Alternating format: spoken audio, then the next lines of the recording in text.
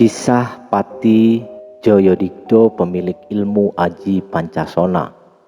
Jika menyebut tentang makam gantung, maka orang akan teringat Joyodigdo, seorang patih Kadipaten Blitar, Jawa Timur yang sakti mandraguna.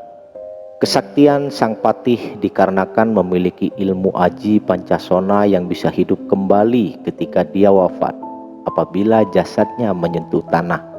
Sebelum diangkat menjadi patih, Joyodigdo muda dikenal suka melakukan tirakat atau lelakon dan berpuasa sehingga mendapatkan berbagai macam ilmu kanuragan dan kesaktian yang dia kuasai.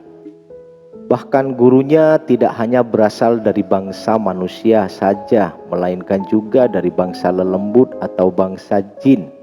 Maka tak heran Joyodigdo bisa menguasai ajian Pancasona atau yang biasa dia sebut ajian Rawarontek. Joyodigdo adalah sahabat sekaligus pengikut Pangeran Diponegoro. Dia juga memiliki keturunan darah biru atau Trah Ningrat dari kerajaan Mataram karena merupakan putra Adipati Kulon Progo. Kesaktiannya teruji ketika terjadi peperangan antara Belanda dengan Pangeran Diponegoro. Sebagai pengikut Pangeran Diponegoro, Joyodigdo yang waktu itu masih berusia 30 tahun ikut melakukan perlawanan dengan Belanda, bahkan ikut perang gerilya meskipun saat itu Pangeran Diponegoro telah ditangkap dan diasingkan. Joyodigdo menjadi orang yang paling ditakuti Belanda karena kesaktiannya. Aji Pancasona yang dia miliki, dia dapat beberapa kali hidup kembali meskipun sudah dieksekusi oleh para tentara Belanda. Begitu jasadnya dibuang, dia dapat hidup kembali tanpa sepengetahuan dari tentara Belanda. Namun pada saat itu wilayah Yogyakarta banyak dijaga oleh para tentara Belanda, maka Joyodigdo memilih berperang secara gerilya dan menuju ke arah timur beserta para pengikutnya. Hingga akhirnya sampailah Joyodigdo beserta pengikutnya di wilayah Blitar bagian selatan. Di kota ini tanpa sepengetahuan penguasa kota Blitar, Joyodigdo beserta pasukannya melakukan perlawanan terhadap penjajah Belanda, sehingga Belanda merasa takut terhadap kesaktian Joyodigdo. Akhirnya Belanda melepaskan pengawasan terhadap Kadipaten Blitar. Dengan adanya hal tersebut membuat Adipati Blitar merasa heran, siapa yang membuat Belanda melepaskan pengawasan terhadap daerahnya tersebut. Kemudian Adipati Blitar mengirim utusan Telik Sandi untuk mencari tahu, dan pada akhirnya utusan Telik Sandi tersebut menemukan Joyodigdo di sebuah hutan yang masuk di wilayah Blitar Selatan. Atas perintah Adipati Blitar, utusan Telik Sandi mengundang Joyodigdo untuk datang ke pendopo. Namun permintaan utusan Adipati Blitar ini ditolak dengan halus. Alasannya adalah pada waktu itu Joyodigdo masih sibuk melatih pasukannya untuk melawan tentara Belanda. Karena penolakan halus dari Joyodigdo, maka utusan Telik Sandi langsung pulang dan melapor ke Adipati Blitar. 2 tahun kemudian Adipati Blitar kembali mengirim utusan. Namun saat itu patih di Kadipaten Blitar mangkat atau meninggal dunia dan harus segera dicarikan pengganti. Maksud Adipati mengirimkan utusannya yang kedua kalinya ini adalah agar Joyodigdo bersedia menjadi patih di Kadipaten Blitar, dikarenakan banyaknya tentara Belanda yang meninggalkan daerah Blitar karena serangan dari pasukan. Maka Joyodigdo bersedia menjadi patih di Kadipaten Blitar.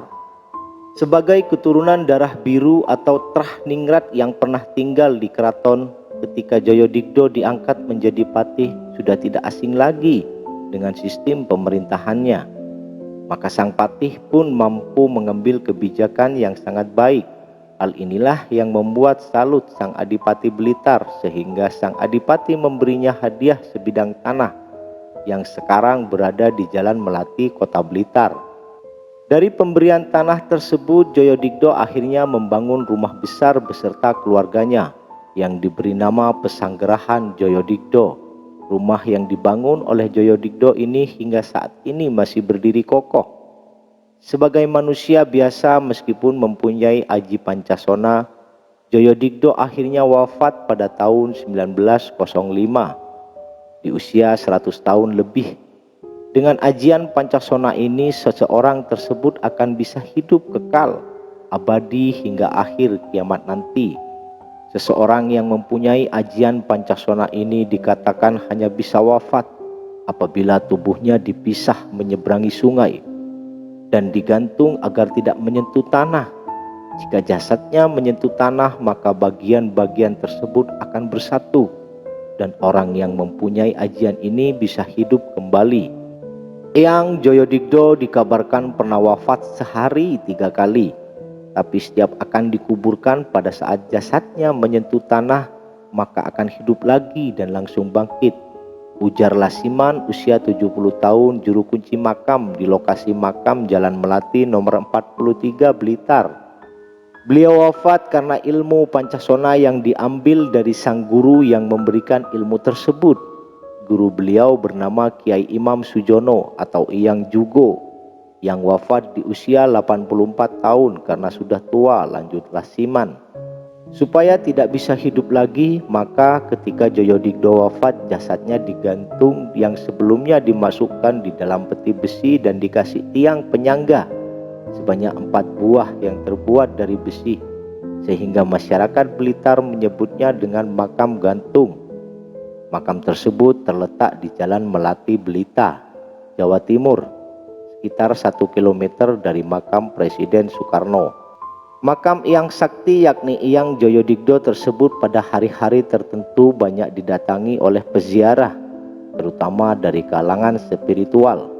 Berbeda dengan peziarah biasa, kaum spiritualis ini datang ke makam dengan maksud tertentu, yakni ingin berguru ke Eyang Joyodigdo secara gaib. Tujuannya adalah untuk mendapatkan titisan ilmu aji Pancasona. Makam Eyang Joyodigdo diyakini juga dijaga oleh 2 sosok gaib berwujud 2 binatang besar, yakni berupa ular raksasa sebesar pohon kelapa dan seekor harimau loreng sebesar anak sapi. 2 sosok gaib penjaga makam ini konon merupakan parewangan pribadi Eyang Joyodigdo semasa hidup yang berasal dari bangsa lelembut atau jin yang berwujud binatang. Karena kesetiaannya kepada majikan ketika Eyang Joyodigdo wafat, maka 2 parewangan tersebut masih setia menjaga majikannya tersebut.